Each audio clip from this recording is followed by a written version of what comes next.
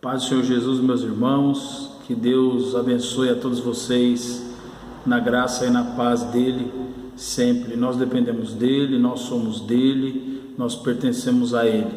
Então devemos andar conforme ele deseja que nós andemos.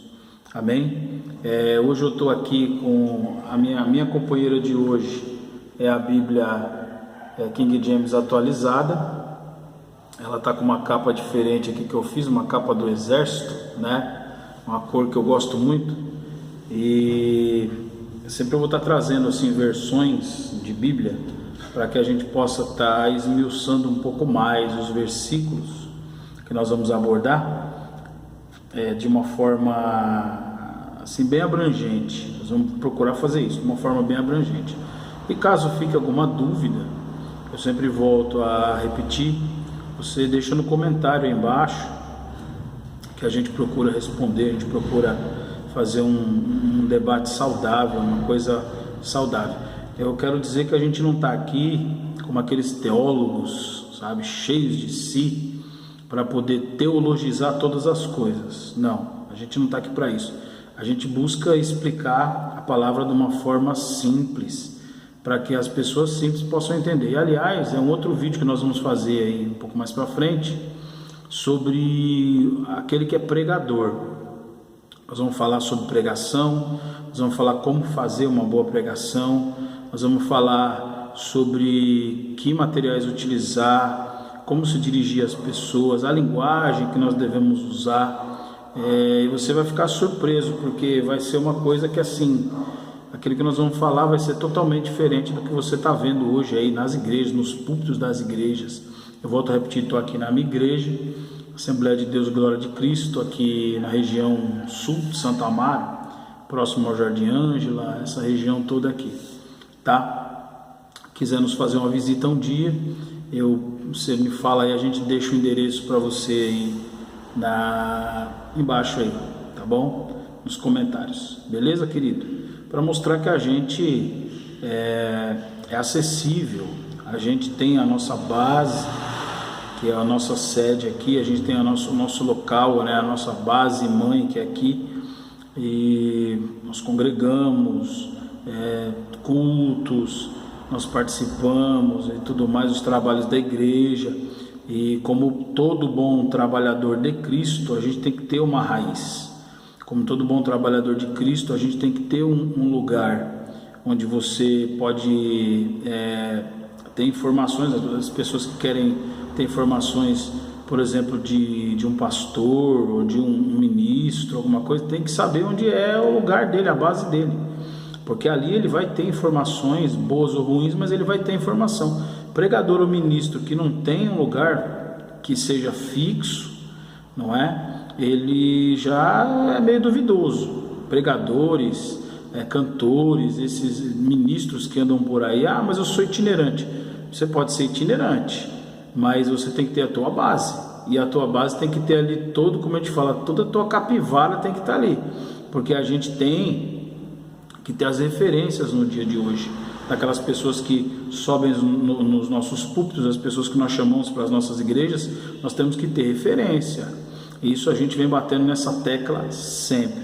Aliás, uma outra coisa que nós vamos fazer um vídeo mais para frente é sobre círculo de oração, né? Nós vamos fazer esse vídeo aí, vamos explicar direitinho como funciona um círculo de oração, o que é um círculo de oração, quais são os objetivos dele e como era antigamente e como é hoje o caminho que está seguindo aí. Então, mais para frente é um outro vídeo que nós vamos fazer, se Deus permitir. Amém, irmãos? Como todo vídeo que nós fazemos, nós vamos deixar aqui duas bases bíblicas que nós vamos trabalhar em cima delas, para que fique uma coisa bem alicerçada, tá? A base principal que nós vamos ler está lá em 1 João capítulo 3, versículo do 6 ao 10. Eu anoto aqui porque é uma benção, tá? Anota aqui, é uma benção. Consigo me lembrar muita coisa, tá? 1 João 3, né? 1 João capítulo 3, versículos do 6 até o 10, tá? Então, vamos ler aqui na minha Bíblia King James atualizada, é a KJA, não é? É uma Bíblia muito boa, é uma Bíblia que eu recorro muito assim quando eu tenho algumas dúvidas em relação aos textos.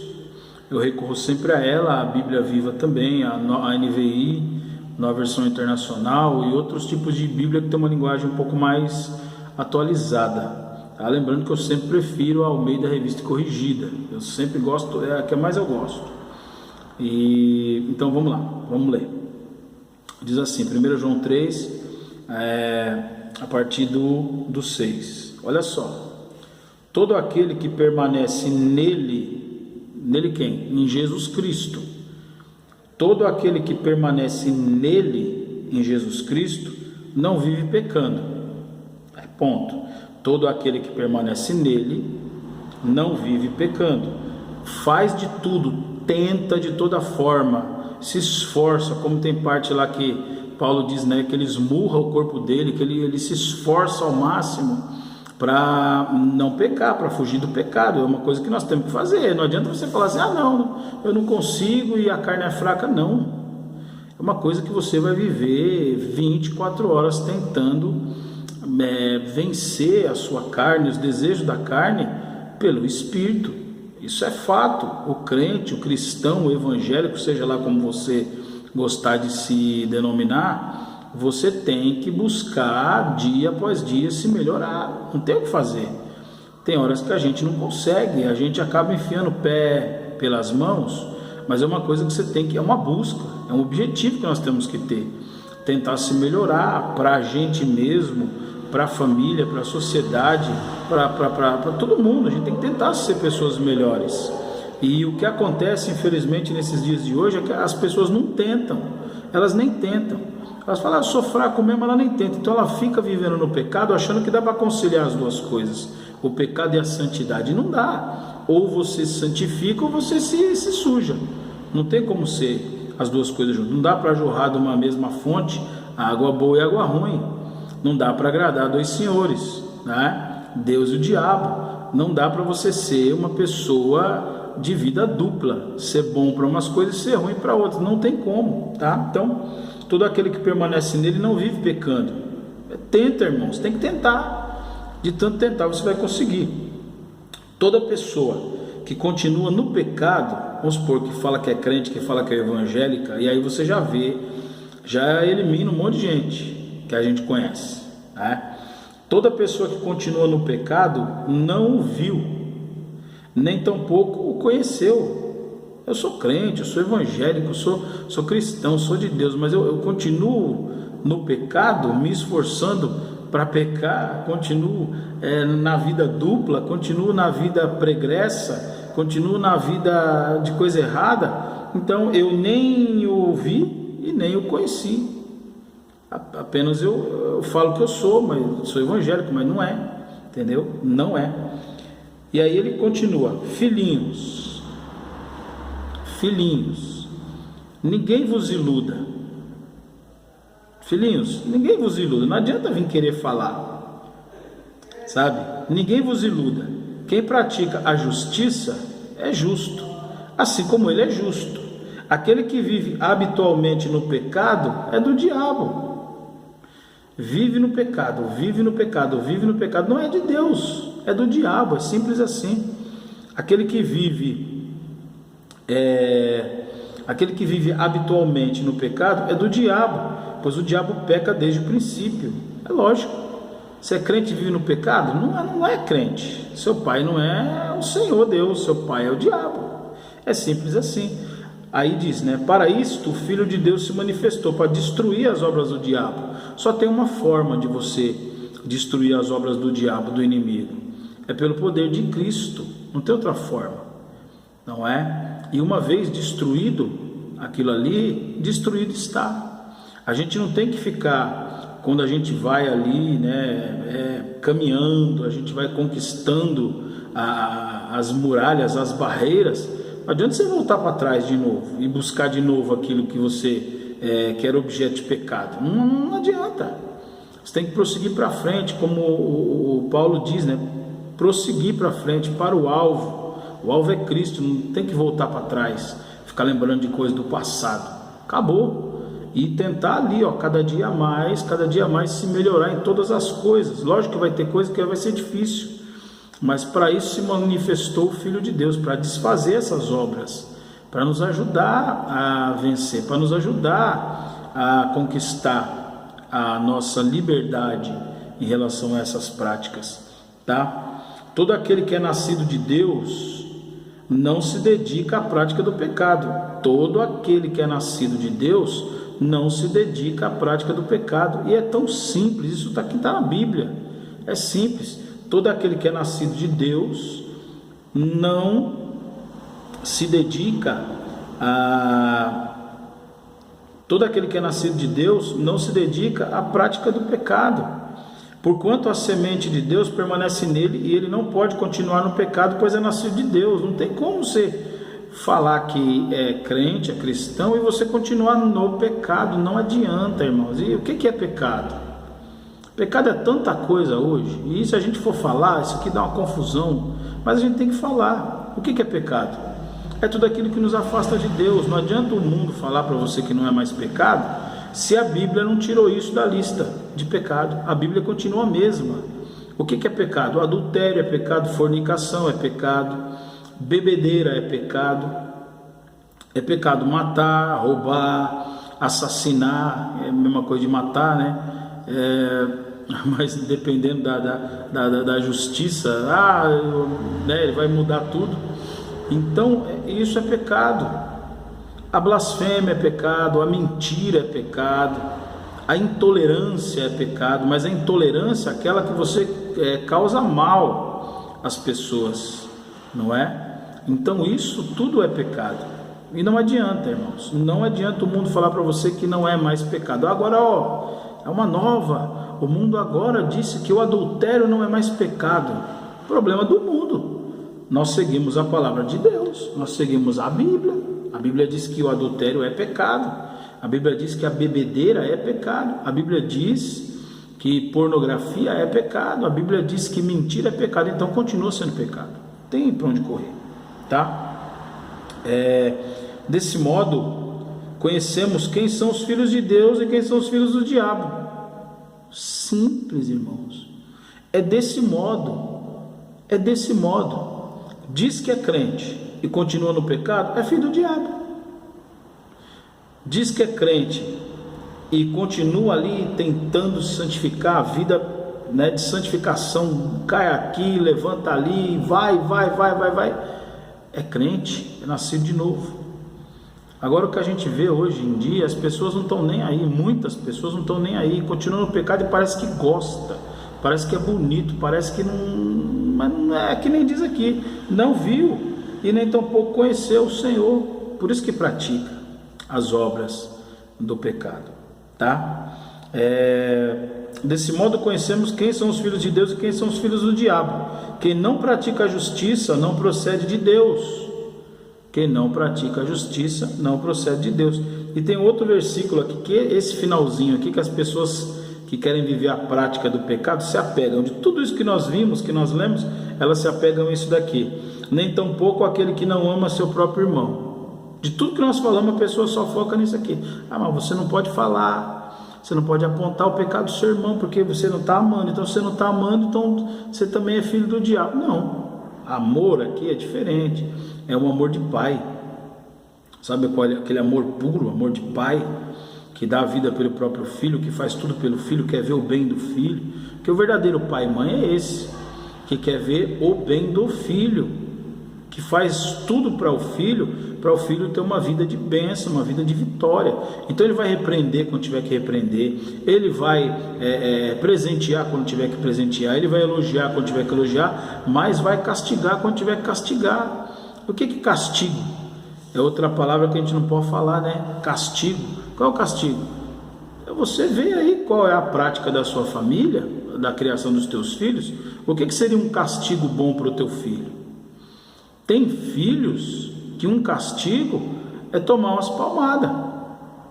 E tem filho que um castigo bom, segundo os pais, é você tirar um celular, é você tirar algo que gosta de fazer, é você tirar alguma comida que ele gosta. Você entendeu? Viciado em chocolate, gosta de bolacha, gosta não sei do que, tira, castigo. Essa semana você está sem, porque você fez isso, você está sem. Mas tem filhos que de tão rebeldes, o castigo ideal, os pais vão decidir, vai ser umas palmadas, né? Não é espancamento, tá, irmãos? Espancamento é outra coisa, tá? A gente que é antigo, a gente sabe o que é uma surra para valer. A gente sabe o que é uma surra e a gente sabe o que é um espancamento. Calma aí, tá? A ninguém a gente deve espancar, a ninguém a gente deve bater, a ninguém a gente deve fazer esse tipo de coisa, tá? Porque antigamente você sabe como é que era o negócio era estreito, e essa geração que apanhou, essa geração que teve os seus castigos pelos pais, que foi doutrinada pelos pais, essa geração praticamente é a última geração que está aí, não é? Não sei se é da minha idade ou da idade para trás ou para frente, mas é a última geração que está aí, que foi a geração que foi criada daquele jeito, com autoridade, com seriedade, porque a geração após isso daí, meu irmão, que geração maluca é essa? A gente vê hoje as pessoas dessa geração nova, meu Deus do céu, é um negócio que às vezes você fica pensando e fala, que criação essa pessoa teve? Nenhuma. Outra hora a gente fala de criação também, de gerações, né, para a gente analisar algumas coisas aí, mas enfim, aí ele diz, né, nessa parte aí, 1 João 3, do 6 até o 10, é isso que nós lemos, que não tem como você dizer que é de Deus e você continuar no pecado, não há. E lá em Gálatas 2:20 também, que é paralelo a isso, diz assim, é a vida de uma pessoa que é nascida de novo, pelo menos você tem que lutar por essa vida, para que seja assim. O apóstolo Paulo ele diz aos Gálatas que estavam sofrendo uma situação assim, né? Começaram bem, estava bem, então daqui a pouco foi escorregando, entrando doutrinas estranhas na igreja, pregadores, professores, pessoas de fora que vinham e falavam, não, mas não é bem assim, você pode ir mais de boa, mais light. E aí você sabe que, lendo a carta aos Gálatas, você vê que ali o escritor não amansou, né? Paulo não amansou não. Ele diz assim, ele usa a própria situação dele para ilustrar como tem que ser. Ele diz assim, no livro de Gálatas capítulo 2 versículo 20, Gálatas capítulo 2 versículo 20, na King James atualizada, você busca lá, diz assim, fui crucificado juntamente com Cristo, e desse modo já não sou eu quem vive, mas Cristo vive em mim. Então isso dá a ideia de quê? Dá a ideia de que você tem que, não digo abandonar, mas que a prioridade, a primazia na tua vida tem que ser a vontade de Cristo. Se você é crente, se você é cristão, se você é evangélico e a prioridade na sua vida é o seu desejo, é o seu gosto, é as suas coisas, então você não é de Cristo. O que Paulo diz aqui? É que ele não vive mais ele, mas Cristo agora vive nele. E ele continua, e essa nova vida que agora vivo no corpo, vivo-a exclusivamente pela fé no Filho de Deus, que me amou e se sacrificou por mim, tá? Então não vivo mais eu, mas Cristo vive em mim. A vida que eu vivo agora na carne, eu não vivo mais para mim, eu vivo através da fé no Filho de Deus. Então é como se fosse assim, nós éramos escravos do pecado, o inimigo tinha a nossa vida nas mãos, Cristo veio, nos libertou, e agora nós somos escravos dele, ele é o nosso Senhor. É daí que vem a ideia da gente chamar de Senhor. Quando Jesus Cristo ele diz, nem todo aquele que me chama Senhor, Senhor, vai entrar no reino dos céus, justamente isso. Senhor, a palavra Senhor, para você, Deus, ele é que tipo de Senhor na sua vida? Ele é o Senhor assim, Criador do universo, dono de todas as coisas, e aí você é um no meio da multidão, e e Ele é dono de tudo isso, mas você tem a sua vida. Você tem a sua vida, a sua história, os seus desejos, os seus gostos, ou Ele é o teu Senhor de dono, Ele é o seu dono. Se é assim, e essa é a ideia que os discípulos, que os apóstolos traziam para nós, que além dele ser dono de todo o universo, ele ser Senhor de todas as coisas, ele ainda é Senhor pessoal nosso, particular nosso. Então é aí onde, como diz o caipira, a porca torce o rabo. Porque se Deus é Senhor de todo mundo, você está no meio da multidão, então você tem a tua vida, não é? Você só crê em Deus como o dono de tudo. Mas se você crê nele como Senhor da tua vida pessoal, a tua vida pessoal, então aí ele é teu Senhor, ele é o teu dono. Você é um trabalhador, é um escravo dele, vamos dizer assim, tá? Então essa é a ideia. Por isso que a gente fala crucificar a nossa carne. A vida que agora a gente vive, a gente não pode querer viver a vida que a gente vivia, porque os nossos desejos, nossos gostos e tal, não tem que ser ali deixado de lado, para viver a vida que o Senhor quer que nós vivamos. E a vida dele, para você que acha que viver assim é ruim, vida de escravo, o Senhor, ele é o melhor Senhor que pode ter. É na mesa dele que você vai comer bem, você vai vestir bem, você vai ter uma vida de bênção, uma vida de vitória, uma vida de paz, uma vida que você vai ser bem guardado, protegido, porque ele é o teu Senhor, ele é o teu dono. E essa é a ideia que eles tinham ali, nessa ideia abrangente, Senhor do universo. Então, quer dizer, não é uma coisa pessoal, tá? Então é isso, tá bom, irmãos? Por que a gente está falando isso? Porque essa semana eu vi um vídeo, eu não vou lembrar quem é o pastor, mas foi até num podcast, se eu não me engano, eu estava vendo, e ele falou uma coisa interessante, que eu venho ouvindo isso aí há décadas já, que a gente quando tem, por isso que nós pegamos esses versículos aqui, quando a gente coloca Deus como Senhor da nossa vida, como nosso dono, como nosso, né, nós somos dele, nós somos exclusivamente dele. Quando nós temos essa ideia, a gente coloca ele dentro da nossa vida pessoal, ele vai gerenciar. Na teologia a gente tem até uma matéria sobre isso, que a gente entroniza, tira o nosso eu do trono e entroniza o Senhor, né? Eu não lembro agora que matéria que é, mas é uma matéria muito interessante. Inclusive, se você quiser algum assunto teológico, nós temos tanta matéria boa, tanta palestra boa, tanta pregação boa, não uma pregação para culto, para essas coisas assim, né? Mas uma coisa assim mais de ensino, mais doutrinária, não é?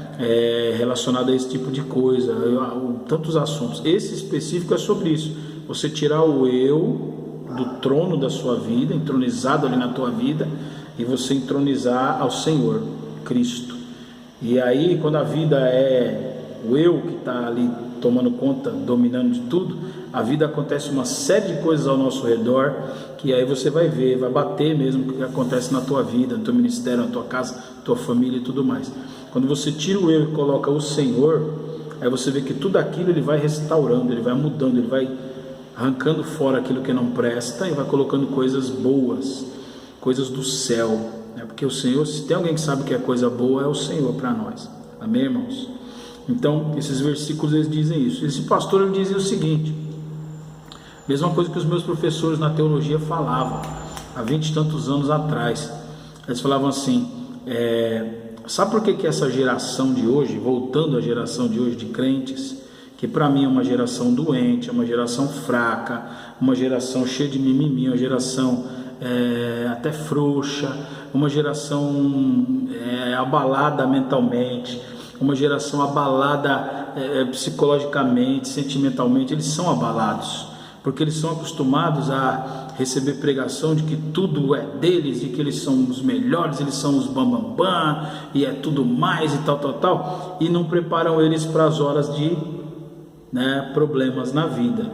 Não preparam os líderes, os pastores, os que estão ali à frente, não preparam eles para esses momentos, uma tristeza, um desemprego, uma separação de casamento, ou uma confusão familiar, crise financeira, doença. Não prepara, que é tudo coisa que nós temos grande possibilidade de passar na nossa vida, grande possibilidade mesmo. Então eles não preparam essas pessoas para isso. Essa nova geração não está preparada para o que está vindo aí. Tanto é que, olha o que aconteceu. Veio essa pandemia, o que a gente viu nas igrejas? O povo se mandou da igreja. E agora que a igreja está liberada para abrir as portas, muita gente que foi embora não voltou. E cadê esse povo? A gente faz um vídeo outra hora falando sobre isso. Cadê esse povo? Você vai se surpreender quando você descobrir aonde eles estão. Esses camaradas que, quando a igreja fechou as portas, eles meteram, vai fechar, é um absurdo que é a casa do Senhor. Mas foram embora. E quando a igreja reabriu, cadê os caras? Como diz um amigo meu, cadê as minas gospel? Cadê os caras gospel? Foi embora. Mas a gente sabe onde eles estão. E nós vamos fazer um vídeo depois falando sobre isso. Cadê eles? Você vai se surpreender onde está esse povo aí. Você desconfia onde eles estão? Escreve aí embaixo aí, manda aí para nós aí, desconfia, vamos ver se é isso mesmo, tá? Então o que acontece? Esse pessoal aí é assim, eles querem Deus. Eu ia trazer uns bonequinhos aqui, mas acabou não dando certo, né? Para ilustrar. Imagina aquele castelo medieval antigo, né? Aquele castelo, várias torres, aquele fosso, tudo mais. Imagina que ali é o mundo dele, ali é a cidade dele, ali é a vida dele, né? Então, quem domina ali, quem é o rei da vida dele? É ele mesmo. Ele é o rei, ele é o cara, ele é o que manda e desmanda. Então ele vive, a cidade em volta dele vive segundo aquilo que ele dita, as regras, normas, deveres, tal, ele dita. Então ele vive a vida conforme ele quer, né? E aí o que acontece? Jesus está do lado de fora do castelo, ou quando muito, Jesus ele está ali ocupando uma casinha ali do lado. Ele não está vivendo no palácio, ali no castelo, ele está vivendo ali numa casinha do lado. Olha o que a gente faz, a gente chama Jesus para ver com a gente bota ele para morar numa casinha vizinha, né? Não na nossa principal, dentro da nossa casa, mas bota ele para morar no quartinho dos fundos. Como dizia um pastor amigo meu, aliás, uma pastora, né? Um grande beijo para essa pastora maravilhosa, que é a pastora Kelita, a minha mestra, uma das minhas professoras, dentre várias professoras que eu tive maravilhosas. Um beijo para ti, mestra Kelita. Muita coisa a gente aprendeu ali, e ela gosta muito de ilustração, essas coisas, é muito bom. Então a gente chama Jesus para morar na nossa vida, mas não para ocupar, para morar junto no castelo da gente. A gente chama ele para morar num quartinho do lado, quartinho dos fundos, ou até ali numa casinha na região periférica ali do nosso castelo, né? A gente sabendo que ele é o camarada que tem o poder de fazer e desfazer, de mandar e desmandar. Ele tem poder, sabe? Todo o poder ele tem. Mas a gente não quer ele dentro do nosso castelo, a gente quer pôr ele lá na casinha, né? Ali no quartinho. E aí o que acontece? A gente acaba administrando nossa vida, acaba surgindo os problemas e a gente acaba se enrolando com as coisas, porque a gente não tem a visão que ele tem, a gente não tem a inteligência, a sabedoria que ele tem, a gente não consegue ver nem um minuto depois o que vai acontecer na nossa vida. Ele já vê a nossa vida inteira, ele tem a nossa vida inteira nas mãos, ele sabe tudo da nossa vida, tudo e mais um pouco. O nosso presente, o nosso passado e principalmente o nosso futuro. Ele sabe tudo da nossa vida e de todas as coisas, não é? Era como se fosse nessa época medieval, aqueles sábios que o rei tinha ali em volta dele, para se der algum BO ele se consultar com aquele sábio. Mas ele tinha vários, cada um numa área, e sendo que Jesus é um só, ele pega todos esses montes de sábios aí numa pessoa só. E além do mais, ele é Deus, que ele tem todo o poder de fazer, desfazer, de virar tudo do avesso e fazer de novo se ele quiser. Mas nós botamos ele lá do ladinho. Olha a nossa mente como é pequena, né? E nós somos meio burro, irmãos. Nós somos um ser humano meio burro. Eu sempre falo isso, porque a gente parasse para pensar direito, a gente não fazia essas presepadas que a gente faz. Aí o camarada vai lá e o cara tá gerenciando a sua vida ali, o seu castelinho, né? Tá ali tudo bonitinho, tal. E aí começa a dar ruim as coisas. Começa por decisões erradas nossas, as coisas começam a virar de ponta cabeça. Nos relacionamentos, principalmente nos relacionamentos. Era a nossa vida financeira, vida familiar, vida espiritual, vida ministerial, é uma bagunça. Aí o que acontece? Quando o negócio está zoado, que não tem conserto, o que a gente faz? Ei, vem cá, Senhor, vem cá, Senhor, te põe ele dentro da nossa casa, do nosso castelo, né? Põe lá dentro. Aí fala assim: Senhor, resolve para mim, faz tudo que o Senhor tiver que fazer, que eu sei que o Senhor pode, o único que pode é o Senhor, resolve para mim. Aí ele olha bem para sua cara e fala assim: eu posso? Aí você fala: pode, por favor. Não dá mais. Aí ele começa, resolve uma coisa ali, resolve uma coisa aqui do jeito dele. Ele não resolve assim, fazendo maracutaia, sabe, ou fazendo gambiarras. O Senhor resolve o problema para ele ficar bem resolvido definitivamente. Por isso que às vezes o remédio do Senhor é amargo, porque é necessário cortar o mal pela raiz, é necessário ele intervir de uma forma que é para acabar de vez com o negócio, porque ele não faz gambiarra. O Senhor não pega um fio aqui, emenda ali, não tem emenda no negócio dele, ele é curto e grosso, tá? Ele chega chegando, não tem esse negócio. Ele sabendo onde é o problema, ele vai lá e resolve. Não é que nem a gente gosta de passar um pano, tacar um pano por cima, areia, joga ali em terra, embaixo do tapete, põe... Não, ele resolve. Por isso que às vezes o negócio é estreito.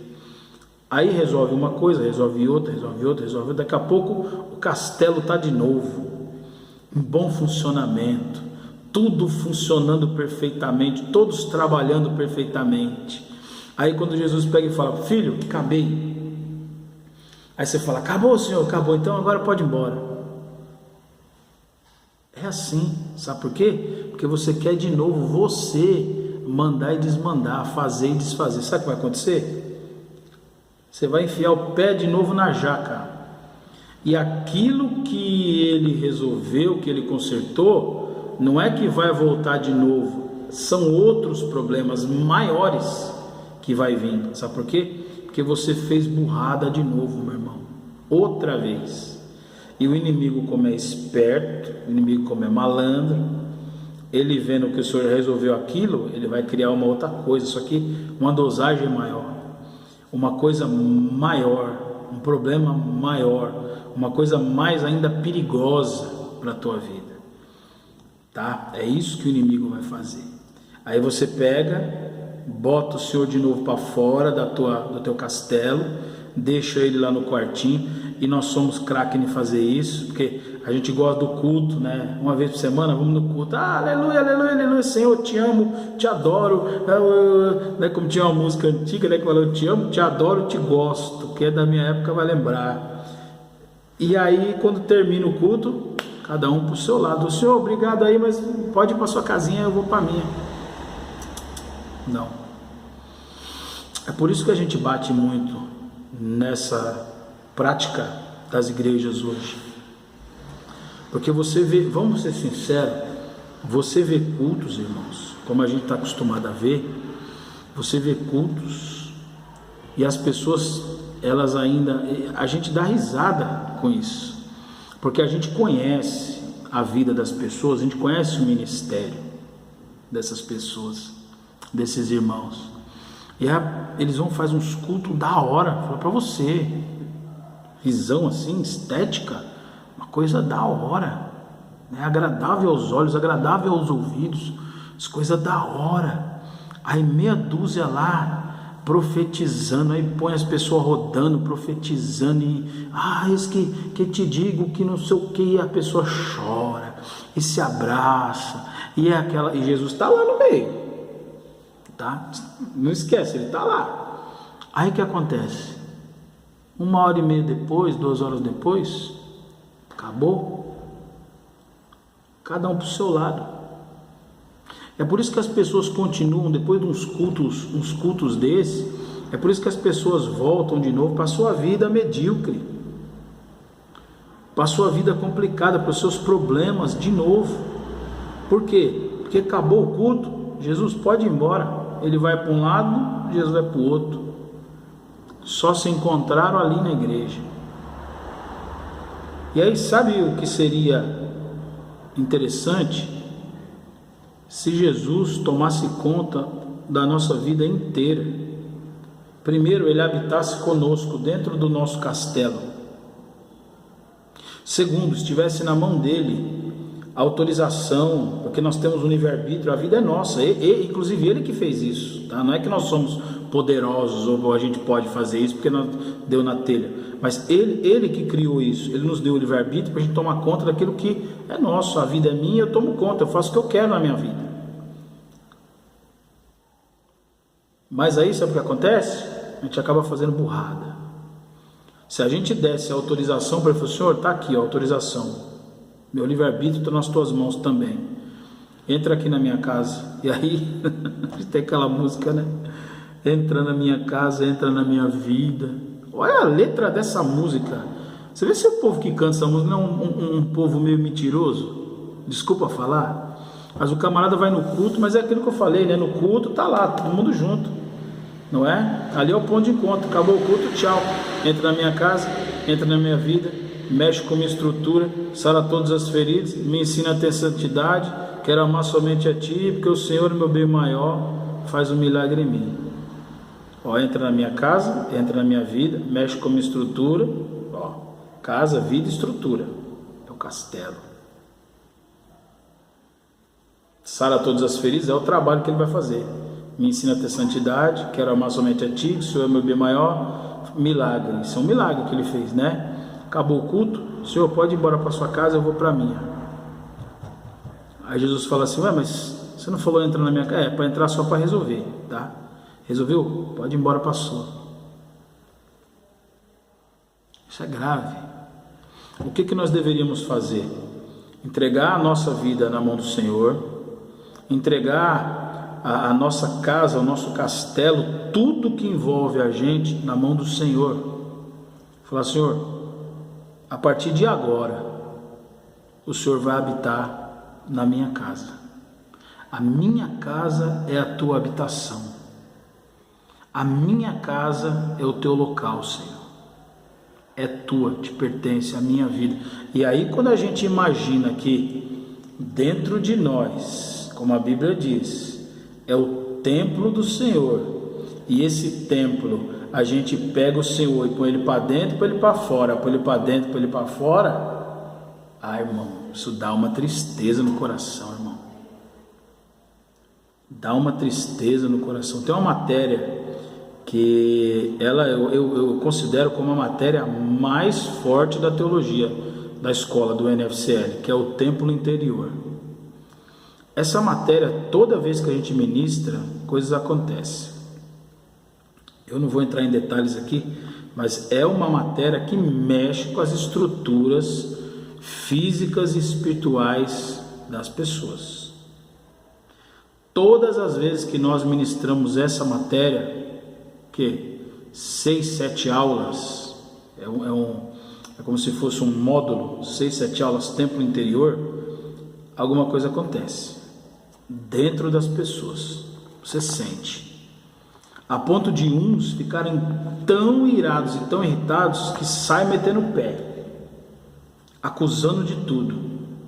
Fariseus, escribas, saduceus, eles não gostavam que apontasse o dedo, eles não gostavam que falasse sobre o que é pecado, eles não gostavam quando Jesus falou que eles eram filhos do diabo, eles não gostaram nem um pouco. Por quê? Por causa das práticas.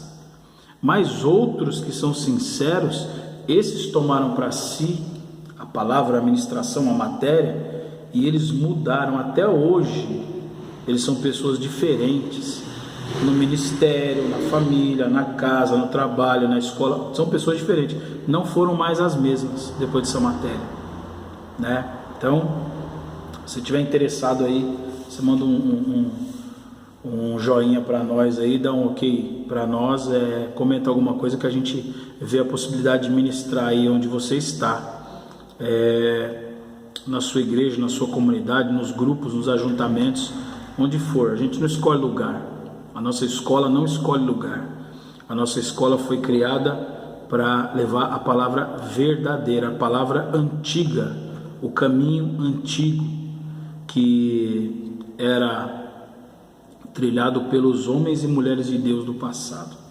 Amém? Então, o que nós devemos fazer? Entregar a nossa vida, o nosso castelo inteiro na mão do Senhor. Tirar a nossa coroa de rei, colocar na cabeça dele e falar: o Senhor agora manda na minha vida. É o Senhor que manda. Então, a partir dali, irmãos, você vai ter o Senhor na igreja, mas acabou o culto, não vai para um lado e ele para o outro.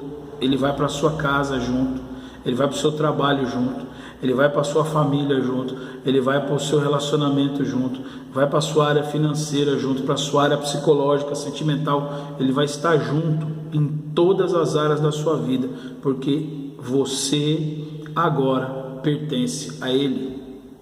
Me rebaixando mesmo aos pés de Cristo, me colocando mesmo na condição de ser humano, pó, barro, cinza que nós somos isso.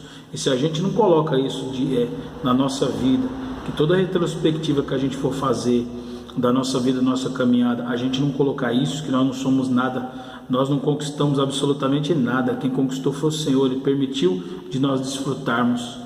Se a gente não fizer isso, cada vez mais a soberba entra no coração, o orgulho, e a gente daqui a pouco se olha e se acha o bambambam, né? Então, nós devemos fazer isso a cada minuto, a cada instante, porque aí o Senhor, Ele passa a gerenciar a nossa vida. Nós passamos a ser escravos dEle, servos dEle. Nós passamos a ter Ele como nosso Deus. Como eu estava dizendo, as pessoas de antigamente, eu até falei de mim, a gente era uma coisa antigamente. A gente vivia as práticas de outras religiões, até de outras coisas, de outras crenças antigamente, mas aí um dia o Senhor nos encontrou, nesse mundão aí, o Senhor nos encontrou na encruzilhada, e aí o Senhor falou assim: eu quero ser o teu Senhor. E aí você falou: amém, eu me coloco nas tuas mãos. E aí a gente passou a ter esse negócio de não eu mais viver a minha vida, não eu mais gerenciar, não eu mais ser o dono, mas Cristo ser o dono, ser o que gerencia, ser o que toma conta, ser o proprietário da nossa vida. Aí a gente encontrava, né, na rua, as pessoas falavam assim: puxa, você era aquele cara? Era. Não, mas você está mudado, hein? Você é crente? Sou. Nossa, mas que diferença. Porque a gente abandonou as coisas que eram caras a gente, as coisas que nos agradavam. Agora a gente vive para agradar ao Senhor. E aí as pessoas, elas falavam: nossa, mas que mudança. Quantas e quantas vezes na rua, encontrando pessoas, a pessoa falou assim: você lembra do fulano? Lembro. Meu, ele mudou demais, cara. Depois que ele virou crente, cara, ele mudou, tá totalmente diferente. Amém, amém, amém, louvado seja Deus. Diferente de hoje, que a pessoa aceita Cristo, que nem nós estamos vendo numa época aí, uma pessoa que falou esses dias aí, entrevista, que ela vai voltar a fazer o que ela fazia na vida dela, do mundão, que é uma coisa totalmente, olha, vou falar para você, terrível. E a única diferença é que agora ela é isso, só que crente. Ela vai ser o que ela era no mundão, só que agora ela vai ser isso, crente. Ou seja, não mudou nada, não teve transformação, não teve arrependimento, não teve consciência de que era pecador. Na teologia, a gente tem uma palavra chamada metanoia, que essa palavra metanoia, ela é o arrependimento mesmo, genuíno, verdadeiro. E essa palavra metanoia, ela quer dizer assim: você está indo naquela direção, e aí quando você conhece, se arrepende, tem noção do que você está fazendo, você muda. Ao contrário, você está caminhando para o outro lado agora. Aquilo que eu falei no começo, tendo o Senhor, Deus como Senhor geral do universo, que é dele todas as coisas, mas você está ali no bolo ali, não tem nada pessoal. mas as outras pessoas que se arrependem mesmo, ela tem Jesus como Senhor delas, pessoal, é uma coisa mais assim, sabe, íntima na vida delas próprias. Amém, irmãos? Então essa é a diferença. Essas pessoas, ela tem Jesus como se fosse eu até falei aqui na igreja um dia, um maridão de aluguel.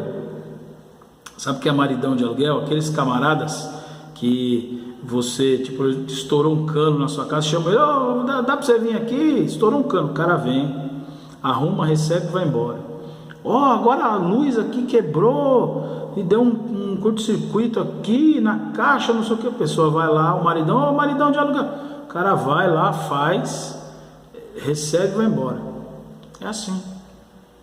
O maridão de aluguel. Eles querem ter Jesus assim, como um senhor de aluguel. Sabe o que é isso, o senhor de aluguel? O senhor vem aqui resolver a minha vida sentimental, tá um lixo, tá detonada, vem aqui consertar. Ele vem e conserta. Só que tem um problema, tem um porém. Se você colocar Jesus na tua vida, ele vai fazer do jeito dele. É o que eu falei? O jeito que é para resolver de uma vez. Ele vai fazer do jeito dele. E isso que as pessoas não querem.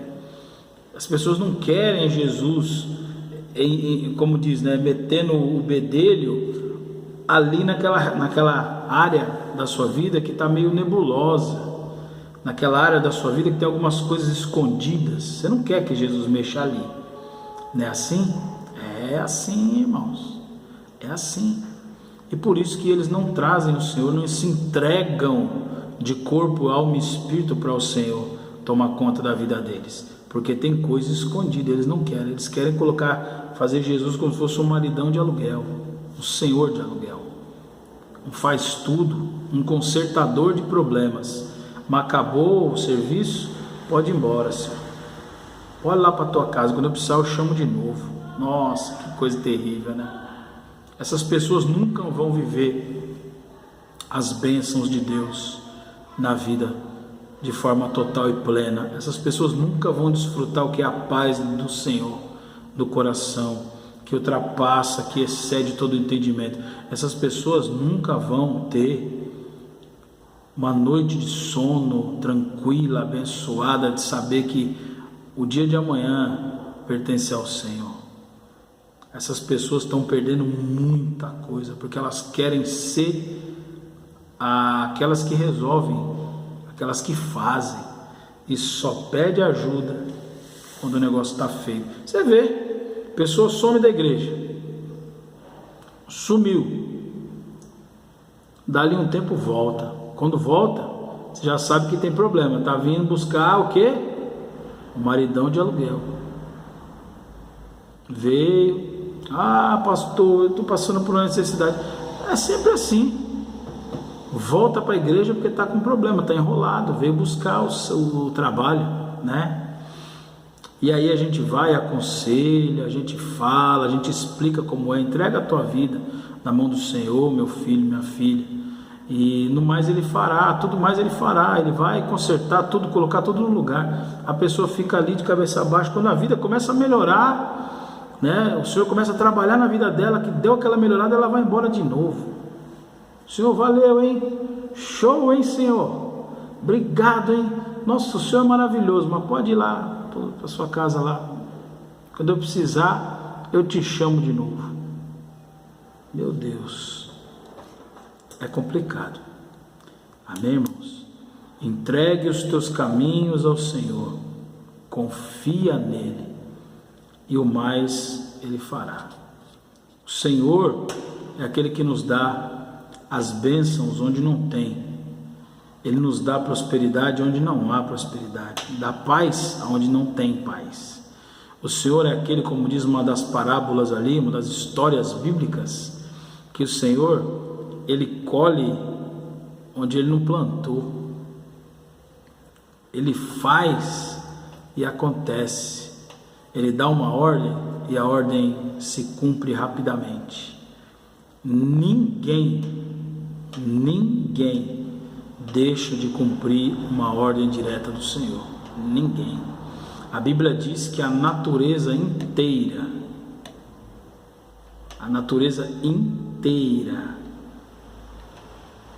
ao som da voz do Senhor, ela treme. Os montes tremem ao ouvir a voz do Senhor, a presença dele. Os montes, os animais, mas o ser humano não. O ser humano é orgulhoso. Senhor, chega aí, entra aí, faz o que eu tenho que fazer, quando o Senhor terminar, tchau.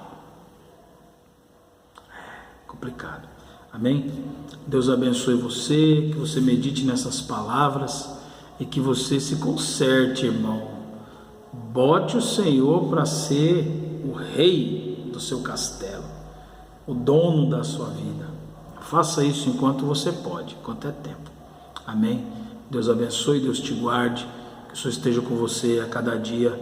Se você é do ministério, continue no ministério, fique firme, trabalhe, peça ideias para o Senhor, se doe, ouse, crie, deixe a sua imaginação fluir para você agradar ao Senhor, o teu Deus, o teu dono, tá? Se você não tem um ministério, congregue, procure um ministério aí, ore a Deus e procure e frequente e fique firme, crie raízes ali, leve tua família, leve teus filhos, tua esposa, teu esposo, leve as pessoas que você ama para o ministério, fique ali, permaneça ali, não fica que nem esse povo de agora não, fica pulando de galho em galho de uma igreja para outra, e é aquilo que nós falamos nesse vídeo, tá? Fixe a raiz no ministério, tá bom, irmãos? Deus abençoe, Deus te guarde e até a próxima.